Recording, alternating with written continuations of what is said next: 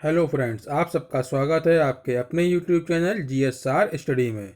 दोस्तों, इस वीडियो में हम लोग मध्यकालीन भारतीय इतिहास का सेकंड पार्ट देख रहे हैं। ये वीडियो है, इसमें हम लोग तुगलक वंश, लोदी वंश और सैयद वंश के बारे में जो महत्वपूर्ण प्रश्न हैं उन पर चर्चा करेंगे। दोस्तों, इसके पहले पार्ट 1 में हम लोगों ने खिलजी वंश और गुलाम वंश के बारे में पढ़ा था। ठीक है, चलिए चलते हैं अपने वीडियो की तरफ। दोस्तों, वीडियो को अंत तक देखिएगा, बहुत ही इम्पोर्टेंट है ये वीडियो। और पार्ट 1 का लिंक जो है वो हमने डिस्क्रिप्शन बॉक्स में दे रखा है, आप उस पर जाकर उसको देख सकते हैं अगर आपने उसको ना देखा हो। चलिए चलते हैं अपने प्रश्नों की तरफ। तो पहला प्रश्न कह रहा है, तुगलक वंश की स्थापना किसने की थी। दोस्तों, तुगलक वंश का जो शासनकाल था वो था 1320 से लेके 1398 तक। ठीक है, 1320 से 1398 तक तुगलक वंश ने शासन किया था भारत पर। तो इसकी स्थापना किसने की थी? गयासुद्दीन तुगलक ने। ठीक है, गयासुद्दीन तुगलक ऑप्शन नंबर 1 इसका सही आंसर है। गयासुद्दीन तुगलक का नाम गाजी मलिक या तुगलक गाजी था दोस्तों। ठीक है, इसने 29 बार मंगोल आक्रमण को विफल किया था। अगला प्रश्न देखते हैं, नहरों का निर्माण करने वाला प्रथम शासक कौन था। दोस्तों, ये मोस्ट इंपॉर्टेंट क्वेश्चन है। नहरों का निर्माण सबसे पहले किसने कराया था? गयासुद्दीन तुगलक ने। ठीक है, ऑप्शन नंबर 4 इसका सही आंसर है, गयासुद्दीन तुगलक। अगला प्रश्न देखते हैं, तुगलकाबाद नगर की स्थापना किसने की थी। तो दोस्तों, तुगलकाबाद नगर की स्थापना ये दिल्ली के समीप स्थित पहाड़ियों पर इन्होंने की थी, गयासुद्दीन तुगलक ने। ऑप्शन नंबर 2 इसका सही आंसर है। गयासुद्दीन तुगलक ने दिल्ली के समीप जो पहाड़ियाँ थीं उसमें तुगलकाबाद नगर की स्थापना की थी। रोमन शैली में निर्मित था ये शहर, और इस नगर में एक दुर्ग था जिसका नाम था छप्पन कोट। ठीक है, अगला प्रश्न देखते हैं, मोस्ट इंपॉर्टेंट क्वेश्चन है दोस्तों। जितने भी ये सुल्तान हुए थे इनकी मृत्यु के बारे में पूछा जाता है। जैसे अभी इसके पहले क्वेश्चन था, चौगान खेलते हुए किस शासक की मृत्यु हुई थी। ठीक है, तो यहाँ कह रहा है लकड़ी के महल में दबकर किस शासक की मृत्यु हुई थी। तो दोस्तों, लकड़ी के महल में दबकर गयासुद्दीन तुगलक की मृत्यु हुई थी। तो इसका सही आंसर है ऑप्शन नंबर 4। गयासुद्दीन तुगलक जो था वो 1325 ईस्वी में बंगाल के अभियान से लौट रहा था। तो जूना खां द्वारा निर्मित लकड़ी के महल में दबकर उसकी मृत्यु हो गई थी। ठीक है, ये महल किसने बनवाया था दोस्तों? जूना खां ने बनवाया था। अगला प्रश्न देखते हैं, मोस्ट इंपॉर्टेंट क्वेश्चन है दोस्तों, स्वप्नशील, पागल एवं रक्त पिपासु किस शासक को कहते थे। दोस्तों, तो स्वप्नशील, पागल और रक्त पिपासु कहते थे मोहम्मद बिन तुगलक को। दोस्तों, ऑप्शन नंबर 3 इसका सही आंसर है। गयासुद्दीन तुगलक की मृत्यु के बाद जूना खां जो था वो मोहम्मद बिन तुगलक के नाम से शासन करने लगा था। ठीक है, और मध्यकालीन सभी शासक, जितने भी शासक हुए हैं मध्यकाल में, उसमें सबसे ज़्यादा पढ़ा लिखा था, विद्वान था और योग्य व्यक्ति था। लेकिन अपनी सनक भरी योजनाओं और क्रूर कृत्यों के कारण इसको स्वप्नशील, पागल और रक्त पिपासु आदि नाम दिए गए थे दोस्तों। ठीक है, अगला प्रश्न देखते हैं, मोस्ट इंपॉर्टेंट क्वेश्चन है दोस्तों, कई बार पूछा गया एग्जाम में। अमीर ए कोही विभाग, अमीर ए कोही विभाग किससे संबंधित था। तो दोस्तों, अमीर ए कोही विभाग की स्थापना की थी मोहम्मद बिन तुगलक ने। ठीक है, और ये किस लिए की गई थी? कृषि के विकास से संबंधित था ये विभाग। ठीक है, कृषि के विकास के लिए अमीर ए कोही विभाग की स्थापना की थी। तो आपका सही आंसर होगा ऑप्शन नंबर 2, कृषि से संबंधित था ये विभाग। चलिए चलते हैं अपने अगले प्रश्न की तरफ, किस शासक ने अपनी राजधानी दिल्ली से दौलताबाद स्थानांतरित की थी। तो दोस्तों, मोहम्मद बिन तुगलक ने। ऑप्शन नंबर 1 इसका सही आंसर है। मोहम्मद बिन तुगलक ने अपनी राजधानी दिल्ली से देवगिरी स्थानांतरित की और देवगिरी का ही नाम इसने दौलताबाद कर दिया था। ठीक है, तो अगर आपसे पूछे कि दौलताबाद का नाम क्या था पहले, तो देवगिरी नाम था। दिल्ली से देवगिरी स्थानांतरित की थी राजधानी और उसका नाम दौलताबाद रख दिया था मोहम्मद बिन तुगलक ने। चलिए चलते हैं अगले प्रश्न की तरफ, सांकेतिक मुद्रा का प्रचलन किसने किया था। दोस्तों, मोस्ट इंपॉर्टेंट क्वेश्चन है, कई बार एग्जाम में पूछा गया ये कि सांकेतिक मुद्रा चलाने वाला शासक कौन था या किस वंश का था। तो इसका सही आंसर है मोहम्मद बिन तुगलक। ठीक है, ऑप्शन नंबर 1 इसका सही आंसर है। मोहम्मद बिन तुगलक ने क्या किया था कि पीतल और तांबे के सिक्के चलवाए, ठीक है, और उनका मूल्य जो था वो चांदी के सिक्कों के बराबर रख दिया उसने। इसी को उन्होंने सांकेतिक मुद्रा का प्रचलन कहा है इतिहासकारों ने। अगला प्रश्न देखते हैं, रहला की रचना किसने की थी? तो दोस्तों, रहला नामक पुस्तक की रचना की थी इब्न बतूता ने। किसने की थी? इब्न बतूता ने। ऑप्शन नंबर 3 इसका सही आंसर है।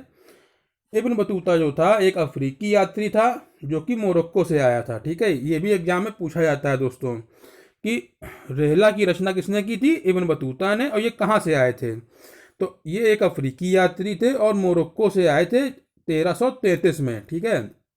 और किसके शासनकाल में आए थे? किसके दरबार में आए थे? मोहम्मद बिन तुगलक के, ठीक है। और मोहम्मद बिन तुगलक ने ही इसको दिल्ली का काजी नियुक्त किया था दोस्तों। मोहम्मद बिन तुगलक ने दिल्ली का काजी किसे नियुक्त किया था? इब्न बतूता को। और 1342 में इब्न बतूता को अपना राजदूत बनाकर इसने चीन भेजा था, ठीक है। अगला प्रश्न देखते हैं, शेख निजामुद्दीन औलिया की दरगाह कहाँ है? तो दोस्तों, शेख निजामुद्दीन औलिया की दरगाह है दिल्ली में। इसका सही आंसर है ऑप्शन नंबर 3। मोहम्मद बिन तुगलक ने ही शेख निजामुद्दीन औलिया की दरगाह में की कब्र पर इनका मकबरा बनवाया था दोस्तों। अगला प्रश्न देखते हैं, किस शासक का राज्याभिषेक 2 बार हुआ है? ठीक है, तो फिरोज तुगलक एक ऐसा शासक था, एक ऐसा सुल्तान था जिसका राज्याभिषेक 2 बार हुआ था, ठीक है। इसका सही आंसर है फिरोज तुगलक, ऑप्शन नंबर 4। पहली बार कब हुआ दोस्तों? पहली बार हुआ था मार्च 1351 में थट्टा के पास, ठीक है, जब मोहम्मद बिन तुगलक की मृत्यु हो गई थी दोस्तों। तो उसी समय जो है थट्टा के पास 1351 में मार्च में इसका पहली बार राज्याभिषेक किया गया फिरोज तुगलक का। और दोबारा अगस्त 1351 में दिल्ली में इसका राज्याभिषेक किया गया, ठीक है। ये मोहम्मद बिन तुगलक के बाद गद्दी पर बैठा था दोस्तों। अगला प्रश्न देखते हैं, मोस्ट इंपॉर्टेंट क्वेश्चन है दोस्तों, ब्राह्मणों पर जजिया कर लगाने वाला पहला मुस्लिम शासक कौन था? यहाँ जजिया कर की बात हो रही दोस्तों, कई बार एग्जाम में पूछा जाता है कि जजिया कर किसने लगाया सबसे पहले। तो इसका सही आंसर है फिरोज तुगलक, ऑप्शन नंबर 1 इसका सही आंसर है। फिरोज तुगलक ने सर्वप्रथम ब्राह्मणों पर जजिया कर लगाया था दोस्तों, ठीक है। फिरोज तुगलक ने किया क्या कि जितने भी कर थे उस टाइम पर 24 करों को समाप्त कर दिया था, केवल 4 करों को वसूलने का आदेश दिया इसने। कौन कौन से कर थे दोस्तों? खराज, जिसको कि लगान बोलते थे, ठीक है। खम्स, जो कि युद्ध में लूट का माल था, उसको बोलते थे खम्स, ठीक है, उसमें जो हिस्सा सुल्तान का मिलता था। और जजिया कर लगाया, जो कि ब्राह्मणों पर उनके धार्मिक कर लगाए जाते थे। और जकात लगाया, मुसलमानों पर लगा धार्मिक कर था जकात, ठीक है। अगला प्रश्न देखते हैं, यहाँ कह रहा है फिरोज तुगलक ने कौन सा नया कर लगाया? तो दोस्तों, फिरोज तुगलक ने एक नया कर लगाया था, जो 24 कर थे उन्होंने समाप्त कर दिए, हम लोगों ने पिछले क्वेश्चन में देखा। और 4 कर वसूलने लगाए वो केवल, ठीक है। उसके अलावा उसने एक नया कर लगाया जिसको नाम दिया सिंचाई कर, ठीक है, सिंचाई कर, ऑप्शन नंबर 4 इसका सही आंसर है। ये सिंचाई कर होता कितना था? उपज का 1/10 भाग, जितना आपकी फसल होती थी उसका 1/10 भाग सिंचाई कर के रूप में सुल्तान को देना पड़ता था, ठीक है। अगला प्रश्न देखते हैं, फिरोज तुगलक ने निम्न में से किस नगर की स्थापना की है? दोस्तों, ये मोस्ट इंपॉर्टेंट क्वेश्चन है, ठीक है। एग्जाम में पूछा जाता है, शहर का नाम पूछेंगे या जगह का नाम पूछेंगे कि इसकी स्थापना किसने की। तो यहाँ पर आप देखिए ऑप्शन क्या क्या दिए गए हैं, फिरोजाबाद, जौनपुर, फतेहाबाद। दोस्तों, फिरोज तुगलक ने इन तीनों की स्थापना की थी। इनके नाम देख लीजिए, फिरोजाबाद, जौनपुर और फतेहाबाद। इसके अलावा फिरोज तुगलक ने 300 नए नगरों की स्थापना की थी दोस्तों, ठीक है। 300 नगर की स्थापना फिरोज तुगलक ने की थी, जिसमें मुख्य कौन कौन थे? फिरोजाबाद, जौनपुर, फतेहाबाद, हिसार, फिरोजपुर आदि, ठीक है। इसका सही आंसर होगा ऑप्शन नंबर 4, उपरोक्त सभी। अगला प्रश्न देखते हैं, मोस्ट इंपॉर्टेंट क्वेश्चन है दोस्तों, कई बार एग्जाम में पूछा गया ये, दीवान खैरात तथा दीवान बंदगान, दीवान खैरात और दीवान बंदगान की स्थापना किसने की थी दोस्तों, ठीक है। अच्छा, ये है क्या? तो दीवान खैरात जो है वो सब एक विभाग था जो अनाथ मुस्लिम महिलाओं, विधवाओं और लड़कियों की सहायता के लिए बनाया गया था। ठीक है, जो सुल्तान था उस टाइम पर, इसकी स्थापना किसने की थी? फिरोज तुगलक ने। ठीक है, ऑप्शन नंबर 3 इस क्वेश्चन का सही आंसर है। तो फिरोज तुगलक ने एक विभाग की स्थापना की जिसका नाम दिया दीवान ए खैरात। ये दान से संबंधित विभाग था और इसमें मुख्यतः अनाथ मुस्लिम महिलाओं, विधवाओं एवं लड़कियों की सहायता के लिए ये इसकी स्थापना की गई थी दोस्तों। ठीक है, अब बात करते हैं दीवान ए बंदगान की। तो दीवान ए बंदगान की स्थापना की गई थी दासों की देखभाल के लिए। जो फिरोज तुगलक के अंतर्गत आने वाले दास थे, उनकी देखभाल के लिए उसने दीवान ए बंदगान की स्थापना की थी दोस्तों। अच्छा, आपको यह भी मालूम होना चाहिए कि सबसे अधिक दासों की संख्या थी फिरोज तुगलक की शासनकाल में। 1,80,000 के करीब दास थे फिरोज तुगलक के शासनकाल में। ठीक है, तो इसका सही आंसर है ऑप्शन नंबर 3। अगला प्रश्न देखते हैं। मोस्ट इंपॉर्टेंट क्वेश्चन है दोस्तों, फतूहात ए फिरोज शाही किसकी आत्मकथा है? तो दोस्तों क्वेश्चन ये भी पूछा जाता है कि फिरोज तुगलक की आत्मकथा का नाम क्या है या क्या कहते हैं उसको। ठीक है, या किस भाषा में लिखी गई है, ये भी पूछ देते हैं एग्जाम में। तो फतूहात ए फिरोज शाही किसकी आत्मकथा है? फिरोज तुगलक की। इसका सही आंसर है ऑप्शन नंबर 1। दोस्तों ये फारसी भाषा में लिखी गई है, ये भी आपको पता होना चाहिए। किस भाषा में लिखी गई है? ये फारसी भाषा में। अगला प्रश्न देखते हैं, तुगलक वंश का अंतिम शासक कौन था? तो दोस्तों तुगलक वंश का अंतिम शासक था नासिरुद्दीन महमूद तुगलक। ऑप्शन नंबर 4 का सही आंसर है। नासिरुद्दीन महमूद तुगलक के शासनकाल में ही तैमूर लंग ने भारत पर आक्रमण किया था दोस्तों। अगला प्रश्न देखते हैं, सैयद वंश का संस्थापक कौन था?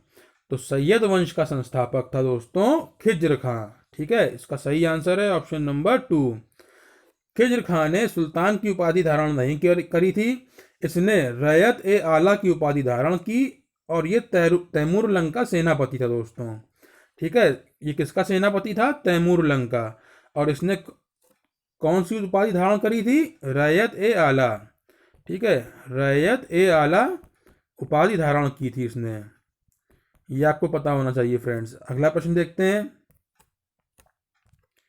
यमुना के किनारे मुबारकाबाद की स्थापना किसने की थी? तो दोस्तों मुबारकाबाद एक जो है नगर था, उसकी स्थापना की थी मुबारक शाह ने। इसका सही आंसर है ऑप्शन नंबर 3। मुबारक शाह जो था वो खिज्र खां का पुत्र था और इसी ने मुबारकाबाद की स्थापना की थी। अगला प्रश्न देखते हैं। अच्छा दोस्तों, सैयद वंश का जो आखिरी सुल्तान था वो था अलाउद्दीन आलम शाह। सैयद वंश के आखिरी सुल्तान का नाम क्या था? अलाउद्दीन आलम शाह। अगला प्रश्न देखते हैं, लोदी वंश की स्थापना किसने की थी? तो दोस्तों लोदी वंश की स्थापना की थी बहलोल लोदी ने। इसका सही आंसर है ऑप्शन नंबर 3। बहलोल लोदी ने बहलोल शाह गाजी की उपाधि धारण की थी। ठीक है, कौन सी उपाधि धारण की बहलोल लोदी ने? बहलोल शाह गाजी की। ठीक है, और दिल्ली पर प्रथम अफगान राज्य की स्थापना का श्रेय भी बहलोल लोदी को जाता है दोस्तों। अगला प्रश्न देखते हैं, आगरा की स्थापना किसने की? जो आगरा शहर है उसकी स्थापना किसने की? सिकंदर लोदी ने। इसका सही आंसर है ऑप्शन नंबर 1। सिकंदर लोदी जो था वो बहलोल लोदी का पुत्र था दोस्तों। अगला प्रश्न देखते हैं, मोस्ट इंपॉर्टेंट क्वेश्चन है दोस्तों, गजे सिकंदरी का प्रचलन किसने किया था? तो दोस्तों गजे सिकंदरी है क्या, पहले तो आपको ये पता होना चाहिए। तो भूमि मापन के लिए एक प्रामाणिक पैमाना शुरू किया था सिकंदर लोदी ने, जिसको नाम दिया गया था गजे सिकंदरी। ठीक है, तो ये भूमि मापन के लिए एक पैमाना था जिसकी स्टार्ट किसने किया था? जिसको सिकंदर लोदी ने। तो सही आंसर है इसका ऑप्शन नंबर 1, सिकंदर लोदी। अगला प्रश्न देखते हैं, सिकंदर लोदी किस उपनाम से फारसी में कविताएं लिखता था? दोस्तों ये एग्जाम में कई बार पूछा गया है, इंपॉर्टेंट प्रश्न है ये। तो सिकंदर लोदी जो था वो किस उपनाम से फारसी में कविताएं लिखता था? गुलरुखी नाम से। ठीक है, गुलरुखी नाम से सिकंदर लोदी फारसी में कविताएं लिखा करता था। तो ऑप्शन नंबर 3 इसका सही आंसर है। अच्छा, सिकंदर लोदी ने आगरा को अपनी राजधानी बनाया था और मुसलमानों को ताजिया निकालने तथा मुस्लिम स्त्रियों को पीरों तथा संतों की मजार पर जाने से प्रतिबंधित कर दिया था। ठीक है, ये भी आपको पता होना चाहिए फ्रेंड्स। अगला प्रश्न देखते हैं, पानीपत का प्रथम युद्ध कब हुआ था? तो दोस्तों बहुत ही इंपॉर्टेंट क्वेश्चन है ये। पानीपत का प्रथम युद्ध कब हुआ था दोस्तों? 21 अप्रैल 1526 को। तो ऑप्शन नंबर 3 इसका सही आंसर है। यहाँ पे दिया हुआ है सन केवल 1526। कब हुआ था दोस्तों? 21 अप्रैल को हुआ था। 21 अप्रैल को 1526 में पानीपत का प्रथम युद्ध हुआ था। और ये किसके किसके बीच हुआ था दोस्तों? इब्राहिम लोदी और बाबर के मध्य हुआ था। ठीक है, इस युद्ध में इब्राहिम लोदी बाबर से हार गया था और उसकी मृत्यु हो गई थी दोस्तों। इब्राहिम लोदी था कौन? सिकंदर लोदी का पुत्र था इब्राहिम लोदी, और इस युद्ध में उसकी मृत्यु हो गई थी। बाबर इस युद्ध में जीत गया था। अगला प्रश्न देखते हैं, अमीरों का महत्व किसके शासनकाल में चरमोत्कर्ष पर था?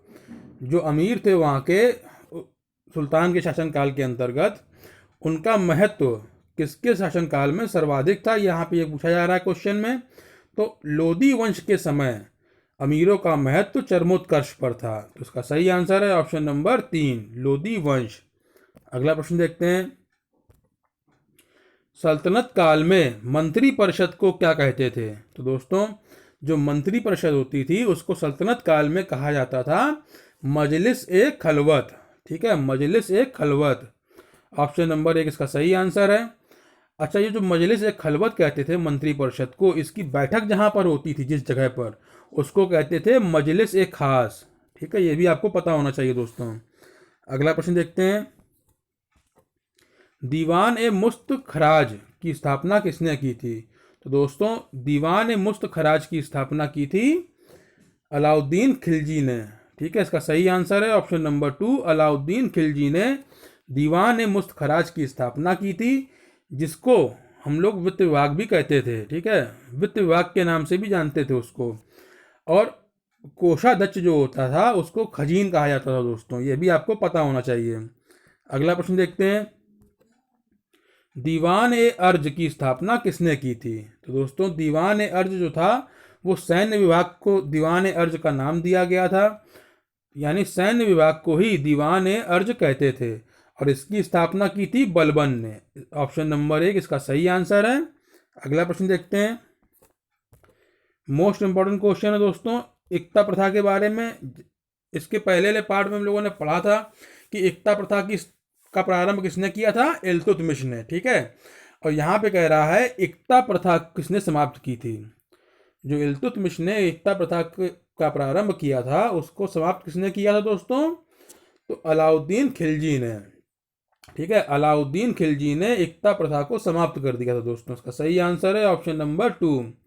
इसके बाद फिर से एक बार जो है एकता प्रथा को प्रारंभ किया था फिरोज तुगलक ने, ये भी आपको पता होना चाहिए।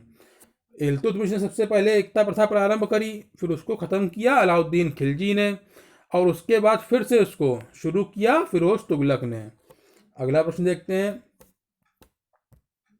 मुसलमानों से लिया जाने वाला भूमि कर क्या था, या उसको क्या कहते थे दोस्तों? जो भूमि कर जो मुसलमानों से लिया जाता था उसको कहते थे उश्र। इसका सही आंसर है ऑप्शन नंबर 1। उस सुल्तानों के टाइम पर मुसलमानों से लिए जाने वाले भूमि कर को उश्र का नाम दिया गया था दोस्तों। अच्छा, जो गैर मुसलमान थे उनसे जो भूमि कर लिया जाता था उसको खराज कहते थे दोस्तों। ठीक है, गैर मुसलमानों से लिया जाने वाला भूमि कर खराज कहलाता था, और मुसलमानों से लिया जाने वाला भूमि कर उश्र कहलाता था। अगला प्रश्न देखते हैं, पूर्णतः केंद्र के नियंत्रण में रहने वाली भूमि क्या कहलाती थी? तो दोस्तों ऐसी भूमि जो पूरी तरह से सुल्तान या उसके शासन के अंतर्गत रहती थी उसको उस भूमि को क्या कहते थे? खालसा भूमि। इसका सही आंसर है ऑप्शन नंबर 1, खालसा भूमि कहते थे उस भूमि को। ठीक है, अगला प्रश्न देखते हैं, राजस्व विभाग का प्रमुख क्या कहलाता था? तो दोस्तों राजस्व विभाग के प्रमुख को कहते थे वजीर। ठीक है, ऑप्शन नंबर 3 इसका सही आंसर है। वजीर जो था वो प्रधानमंत्री का ओहदा रखता था अपने पास, और उसके अंतर्गत राजस्व विभाग रहता था। ठीक है, तो इस क्वेश्चन का सही आंसर है वजीर। ठीक है, इसी के साथ दोस्तों इस वीडियो में मध्यकालीन भारत का पार्ट 2 समाप्त होता है। अगले पार्ट में हम लोग इसके आगे के जो मुगल काल है उसके बारे में डिस्कस करेंगे। तो अगर आपको हमारा वीडियो अच्छा लगा हो फ्रेंड्स, तो हमारे वीडियो को लाइक कीजिएगा, शेयर कीजिएगा और हमारे चैनल GS SAR हिस्ट्री को सब्सक्राइब कीजिएगा। थैंक यू फ्रेंड्स, मिलते हैं अगले वीडियो में।